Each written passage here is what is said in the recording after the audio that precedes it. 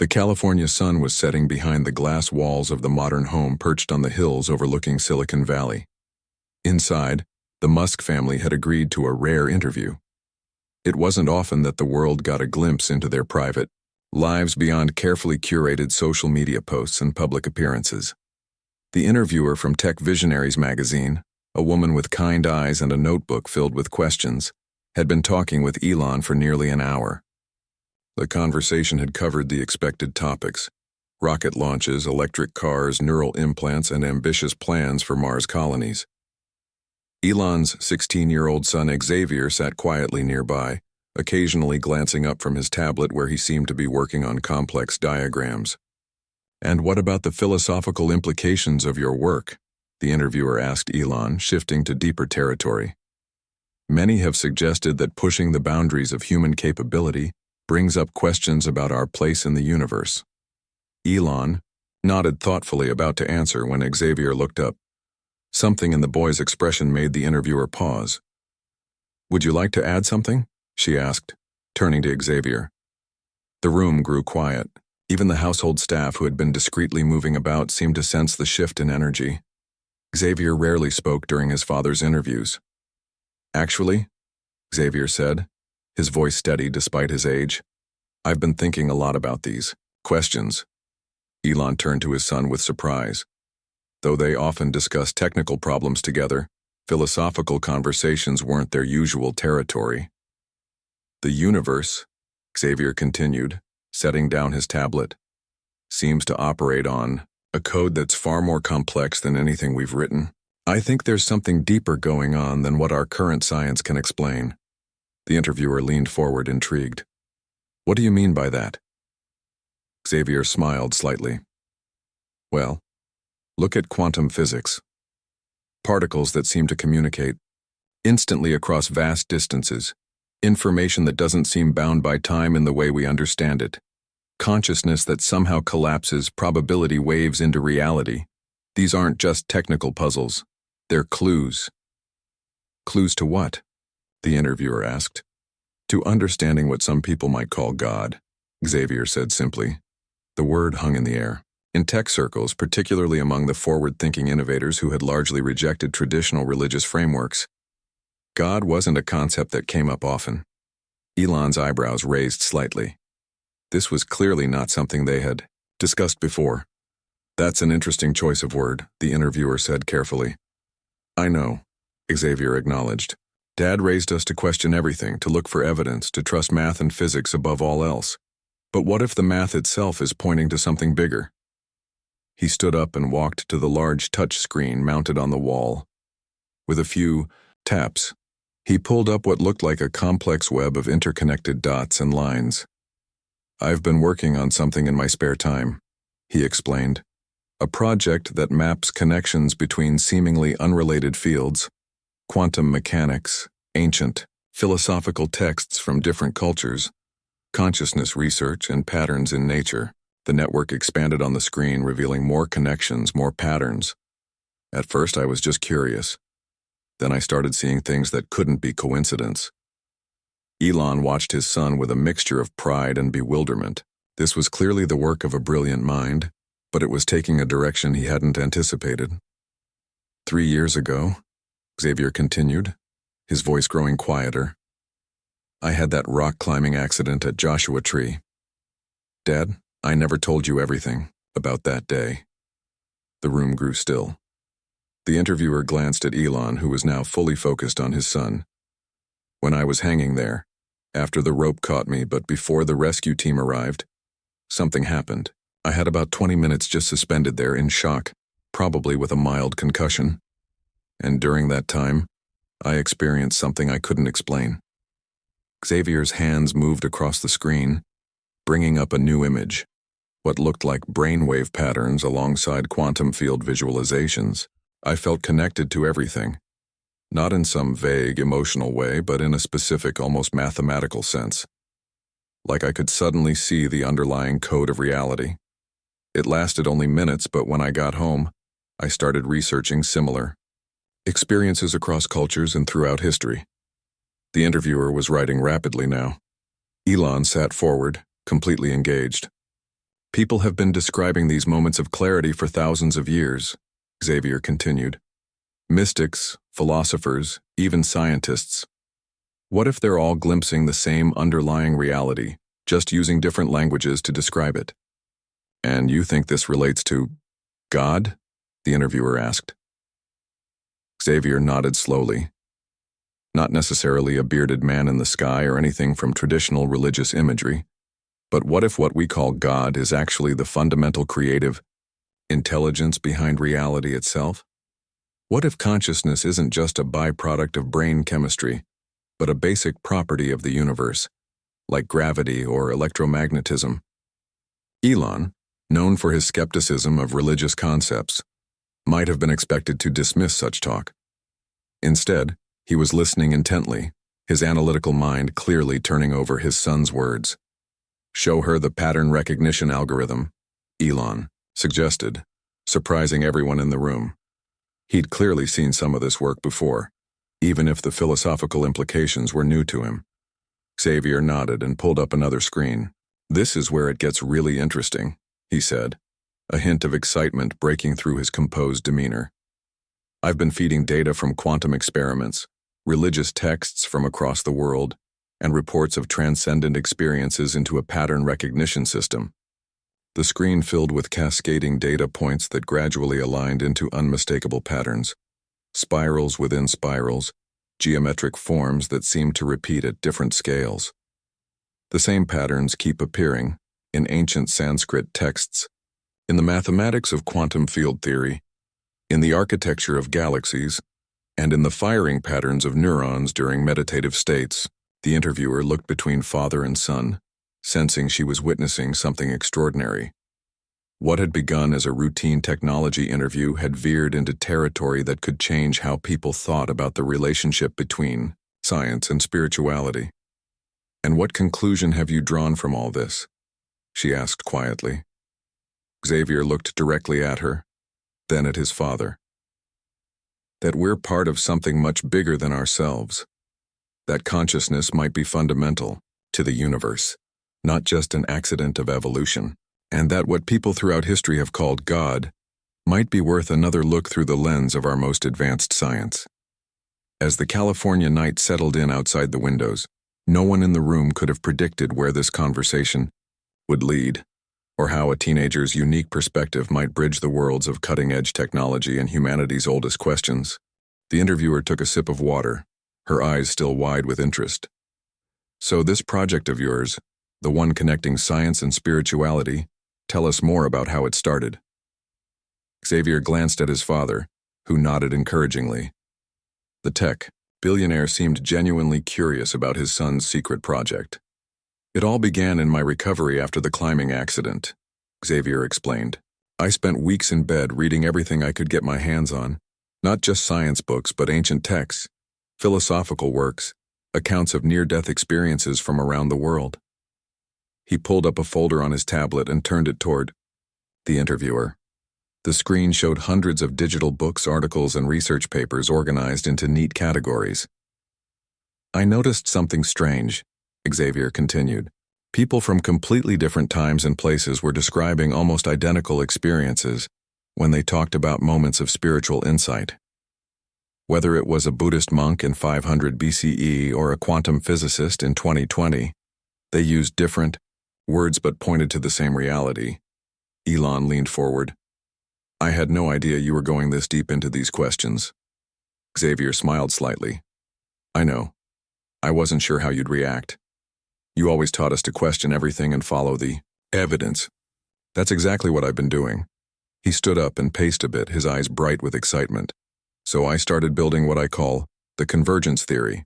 It's an algorithm that looks for matching patterns across different fields: science, ancient wisdom, consciousness research, even art and music. The family chef quietly entered with a tray of snacks, then backed away, clearly intrigued by the conversation but not wanting to interrupt. At first I thought I was just seeing connections because I was looking for them, Xavier admitted. That's why I built the algorithm, to remove my own bias. I wanted something that could objectively measure these patterns. He pulled up a new screen showing what looked like a complex network of interconnected nodes. Each color represents a different field of knowledge, he explained. Blue for quantum physics, green for neuroscience, red for ancient spiritual texts, yellow for mathematical constants found in nature, and so on. The interviewer leaned closer. And the lines between them?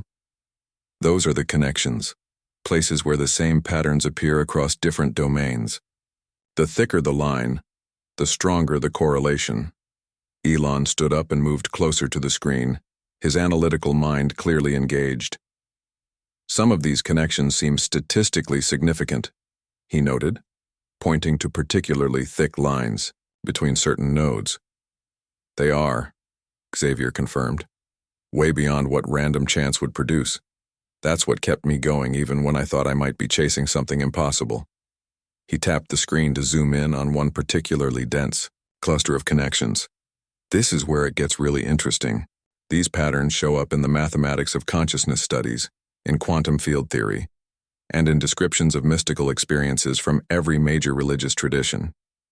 The statistical probability of this happening by chance is almost zero. The interviewer scribbled notes furiously. And what does this mean to you? Xavier took a deep breath. It suggests that what people have been calling God for thousands of years might be something real, not necessarily a person, or being as traditionally depicted, but a fundamental aspect of reality that science is just beginning to understand. Elon raised an eyebrow. That's quite a claim. I know, Xavier acknowledged.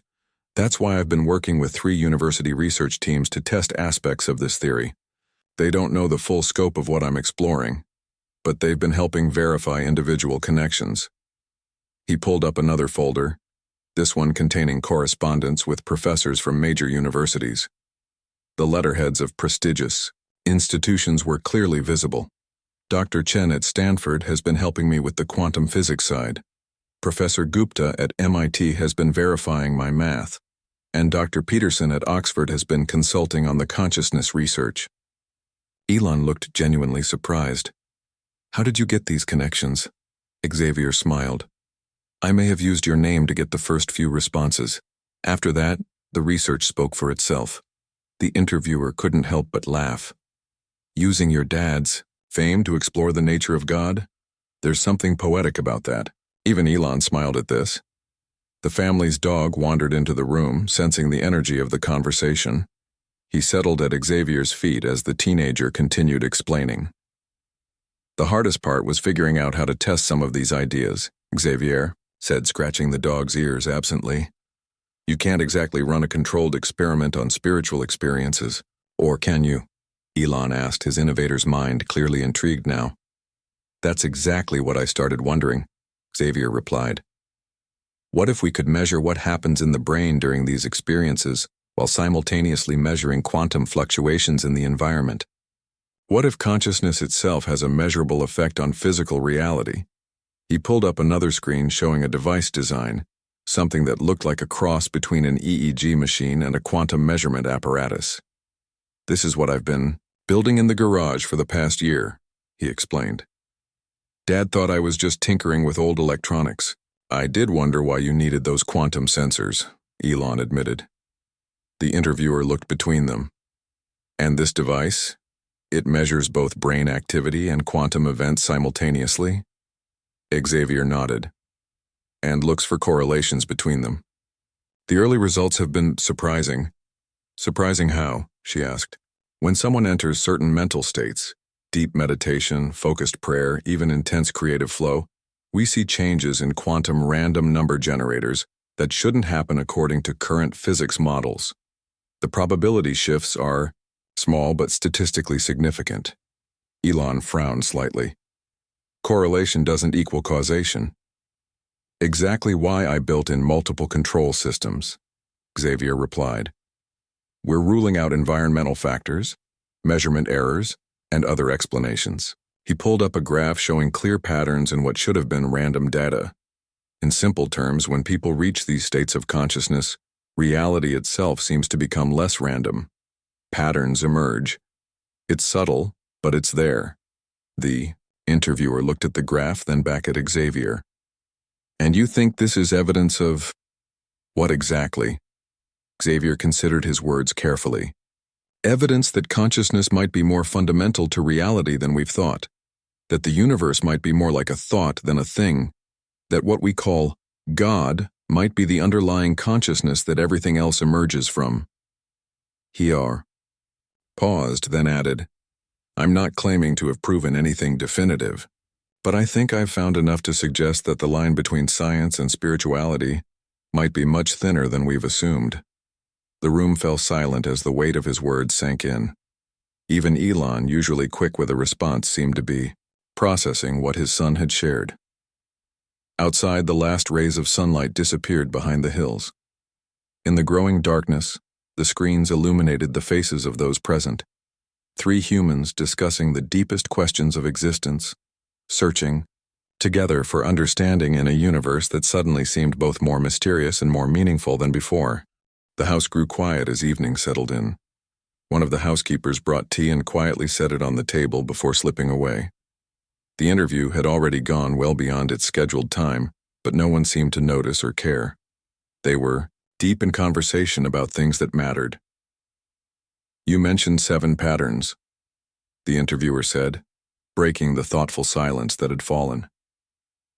Could you tell us more about them? Xavier nodded and took a sip of tea.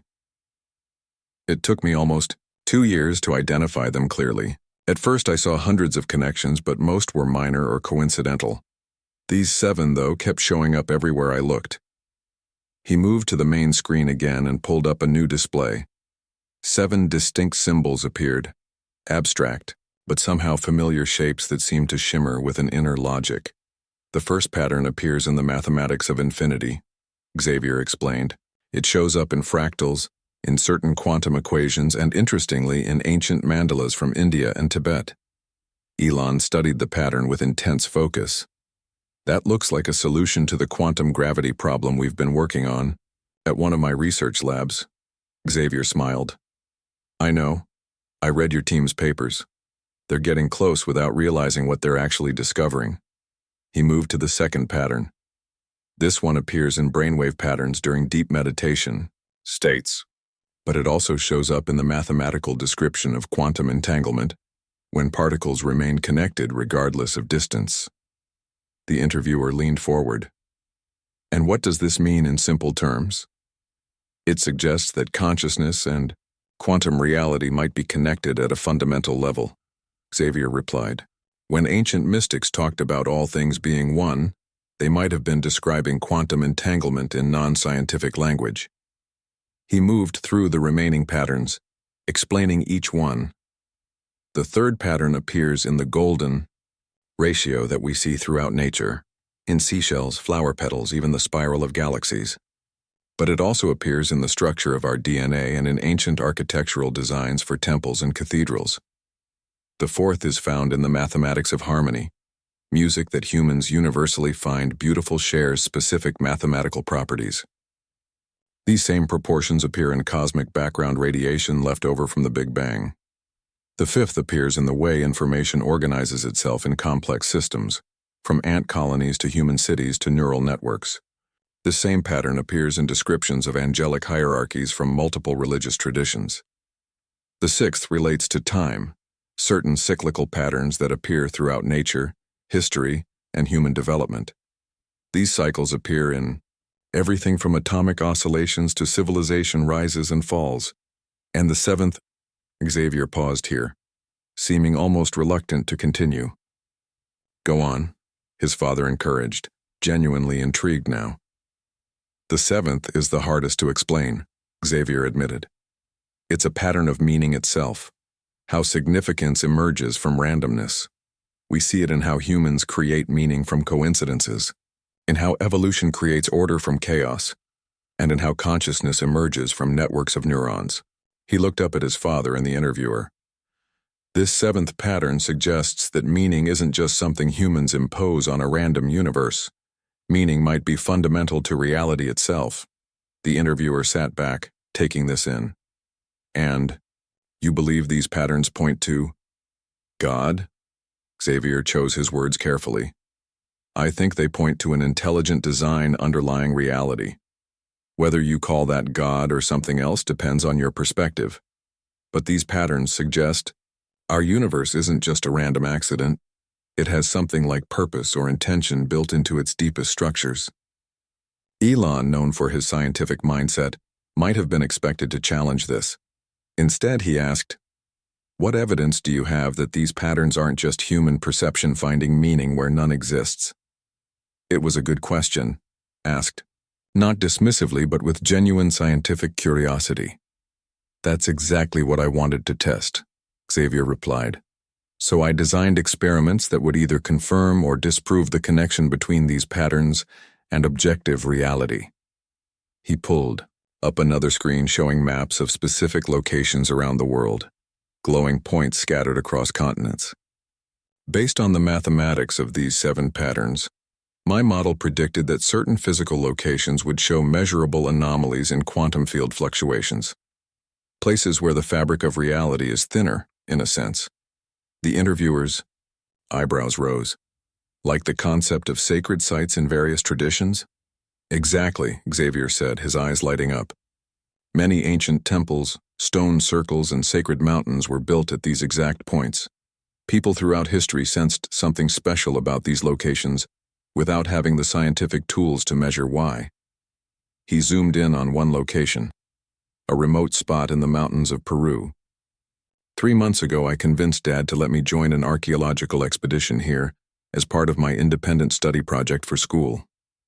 Elon nodded. "I thought it was just about ancient engineering techniques." "That too," Xavier said with a small smile. "But I brought specialized equipment to measure quantum fluctuations at the site." He pulled up a graph showing dramatic spikes in measurement readings. The readings showed quantum coherence that lasted hundreds of times longer than should be physically possible according to current models. Something about these locations allows quantum effects to manifest at the macro scale. The interviewer looked between father and son. "And you've verified these results?" "We've tested 12 locations so far," Xavier confirmed. "Universities in 5 countries have replicated our measurements, though they don't all know what they're actually measuring, or why." He pulled up correspondence from scientists around the world, each confirming unusual readings at these specific sites. "So what does this mean?" the interviewer asked. "That these places are somehow holy?" Xavier shook his head. "I wouldn't use that word. I'd say they're places where the fundamental patterns underlying reality become more accessible to human perception. The ancient peoples who built temples at these spots weren't just being superstitious. They were responding to something real they could sense." Elon, who had been quietly processing all this information, finally spoke. "If what you're saying is true, it would change our understanding of physics, consciousness, and human history." "I know," Xavier said quietly. "That's why I've been careful about sharing this publicly. But I think it's time people knew." The family dog, who had been sleeping nearby, suddenly lifted his head and looked toward the door. Moments later, a soft chime indicated someone had arrived. "That's the research team," Xavier said, checking his watch. "I asked them to bring the demonstration equipment." Elon looked surprised. "You plan to show this today?" Xavier nodded. "I thought it was time. Plus, I figured having media present would make it harder for the scientific establishment to ignore the results." As they prepared to welcome the research team, the interviewer asked one final question for this part of their conversation. "What do you hope will come from sharing this with the world?" Xavier thought for a moment before answering, his young face serious and thoughtful. "I hope it might help bridge the gap between science and spirituality. For too long we've acted as if these are opposing worldviews, when they might just be different perspectives on the same reality. My dad is working to make humans a multi-planetary species. I'm hoping to help us become more integrated beings, bringing together our rational and spiritual dimensions rather than keeping them separated." As the door opened and the research team began bringing in equipment, the interview prepared to enter a new phase, one where words would give way to demonstration and abstract theories would be put to the test right before their eyes. The research team, 2 young physicists and an older neuroscientist, entered the room carrying several cases of equipment. They nodded respectfully to Elon, but seemed most excited to see Xavier, greeting him with the easy familiarity of colleagues, rather than the awkwardness you might expect between adults and a teenager. "Everything's ready?" Xavier asked as they began unpacking their gear. "Just as you specified," replied the female physicist, her hands moving quickly as she assembled what looked like a sleek metallic headset. "We've made the adjustments to the sensors based on last week's test results." The interviewer watched with fascination. "What exactly are we about to see?" Xavier helped connect several devices to the main screen in the room, a demonstration of how consciousness might directly interact with quantum reality. The older neuroscientist, a man with kind eyes and gray-streaked hair, added, "What Xavier discovered challenged everything I thought I knew after 30 years. In brain research."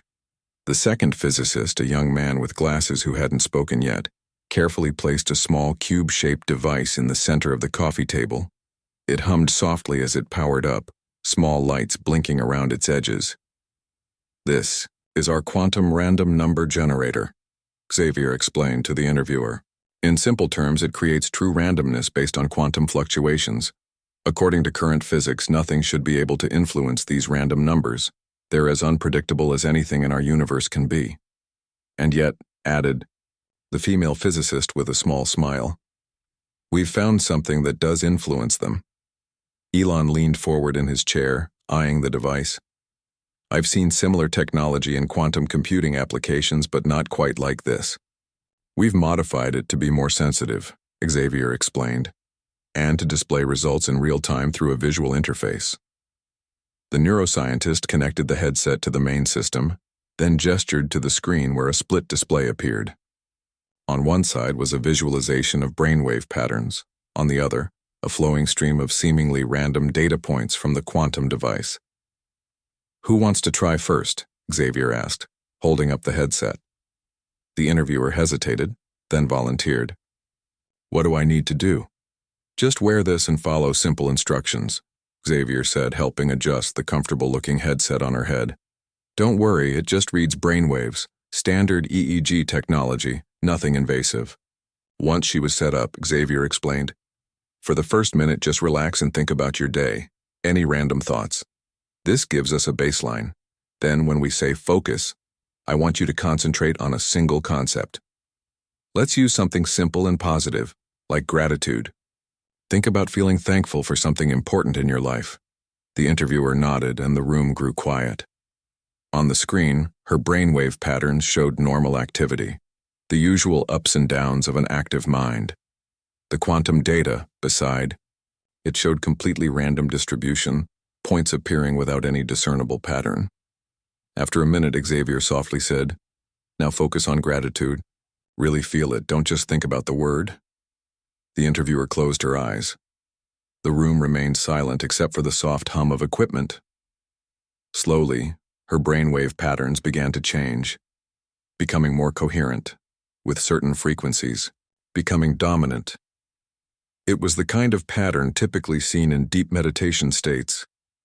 What happened next caused even Elon to stand up from his chair in surprise.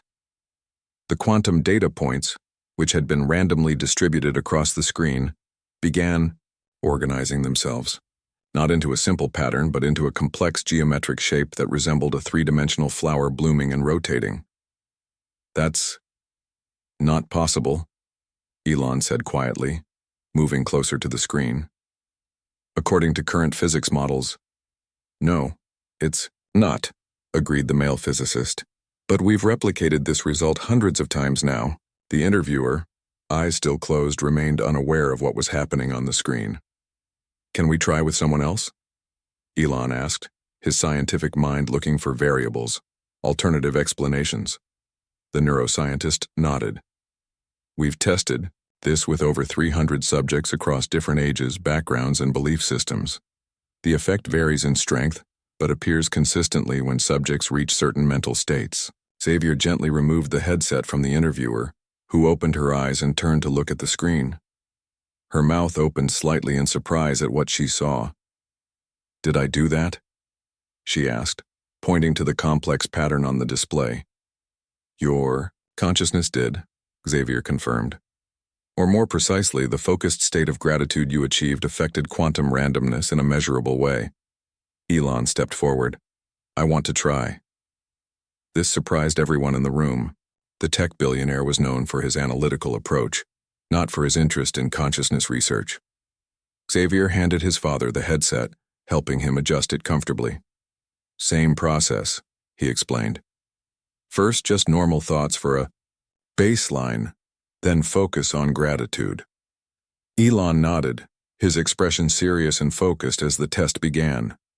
His baseline brainwave patterns showed intense activity, the mind of someone constantly processing complex information. When the time came to focus, Elon closed his eyes. The room watched as his brainwave patterns gradually shifted. It took longer than it had for the interviewer, but eventually his brain activity began showing similar coherence patterns. And on the quantum display, something even more remarkable happened. The random data points began organizing themselves into an even more complex pattern than before, a nested series of geometric shapes that seemed to pulse with an inner logic. The researchers exchanged glances. They hadn't seen a pattern this complex before. After the demonstration concluded, Elon sat quietly for a moment, processing what he had just experienced. I was thinking about the birth of my children, he finally said. That's what generated feelings of gratitude for me. The personal admission created a moment of connection in the room. Even this famous innovator, known for his focus on technology and the future, found his deepest meaning in human connection. We've found that authentic emotional states create the strongest effects, the neuroscientist explained. You can't fake it. The quantum patterns reflect genuine inner states. The interviewer looked at the data, still visible on the screen. But what does this actually mean? That our thoughts affect physical reality? Xavier considered the question carefully before answering. It suggests that consciousness isn't just an emergent property of brain activity, as most current science assumes. It might be something more fundamental that can directly interact with the quantum foundation of reality. He paused, then added, in religious terms, many traditions describe humans as being made in God's image, or having a divine spark within. What if that's a metaphorical way of saying that our consciousness connects to and participates in the fundamental consciousness underlying reality itself? Elon, still processing his experience, asked the question that was on everyone's mind. If consciousness can affect quantum randomness in this controlled setting, what else might it be able to influence? The research team looked at each other, and it was the female physicist who answered. That's exactly what we're trying to figure out next, she said. The implications could be, well, almost unimaginable. As night fell completely outside, the lights of Silicon Valley twinkling below the hillside home, the conversation continued. A father, his son, a journalist, and a team of scientists discussing what might be the most profound discovery in human history, one that could forever change our understanding of ourselves and our place in the universe. The interview had stretched from its scheduled 1 hour to nearly 5. Outside, the lights of Silicon Valley glittered like earthbound stars. Inside, the atmosphere had changed from a formal interview to something more like a gathering of minds around a campfire, sharing stories about the nature of existence itself. The interviewer checked her recording device, making sure everything had been captured. I have to ask, what happens next? Where do you go from here? Xavier looked to his father, then back to the group. That's something Dad and I have been discussing since he saw the full results last week. Elon nodded. Initially, I was concerned about how this research would be received. The scientific community can be resistant to paradigm shifts, especially ones that hint at spiritual dimensions, added the neuroscientist, who had seen his share of academic battles. The interviewer sensed a story. Were you always supportive of Xavier's research, Mr. Musk? Elon laughed softly. Hardly. When he first tried to explain it to me a year ago, I thought it was just a phase. A brilliant kid exploring big questions. I listened politely but didn't take it seriously. What changed your mind, she asked. The data, Elon said simply. And seeing the experiments myself, I've built my companies on following where good science leads, even when it challenges conventional thinking. He looked at his son with unmistakable pride. Xavier showed me results that couldn't be explained by our current models of physics. As a scientist and engineer, I couldn't just dismiss them because they didn't fit my worldview. The female physicist added, "That's been our experience with most skeptics. Once they see the experiments for themselves, the conversation changes from, 'Is this real?' to 'What does this mean?'" The interviewer turned back to Xavier. "And what do you think it means?" Xavier thought carefully before answering. "I think it means we need to reconsider some fundamental assumptions about consciousness, reality, and what some people call the divine." He moved to the main screen again, pulling up a new display that showed a unified model, a visual representation of how consciousness might interact with physical reality at the quantum level. "I'm not claiming to have proven the existence of God in the traditional sense," Xavier clarified, "but I am suggesting that consciousness might be as fundamental to reality as space, time, or energy, not just an emergent property of complex brains." The male physicist nodded. "What's remarkable about Xavier's model is that it actually makes testable predictions. It's not just philosophy, it's potentially a new branch of science. We're calling it consciousness field theory," Xavier explained. "The math suggests that just as electromagnetic fields permeate space, there might be a field of consciousness that connects all living things at a quantum level." The interviewer took this in. "That sounds similar to concepts from many spiritual traditions." "Exactly," Xavier said, his eyes lighting up. "Ancient wisdom traditions from around the world have been describing something like this for thousands of years. They just used different language. They called it the divine presence, universal consciousness, or the ground of all being." He paused, then added, "What if they weren't just speaking metaphorically? What if they were describing something real that science is only now beginning to measure?" Elon, ever practical, brought the conversation back to next steps. "We're planning to publish the initial findings in 3 major scientific journals next month. We've already shared the data with selected researchers who are replicating the experiments at their own labs. The response has been mixed," the female physicist admitted with a small smile. "Some are excited, some are skeptical, and some are downright hostile to the implications. That's how science progresses," Elon said with a shrug, "through healthy skepticism and rigorous testing. If Xavier's model is wrong, the scientific process will expose that. If it's right, or even partially right, it could change everything." The dog, who had been sleeping nearby, got up and stretched, then wandered over to Xavier, resting his head on the boy's knee. Xavier absently stroked the dog's ears as he continued. "The bigger challenge isn't scientific, it's philosophical and cultural. For centuries, we've operated with a division between the scientific and spiritual domains. Many people have the idea that you have to choose one or the other." "And you don't think that's true?" the interviewer asked. "I think they're different languages describing the same reality," Xavier replied. "Science gives us the how of existence, while spiritual traditions explore the why. Both are essential parts of the human experience."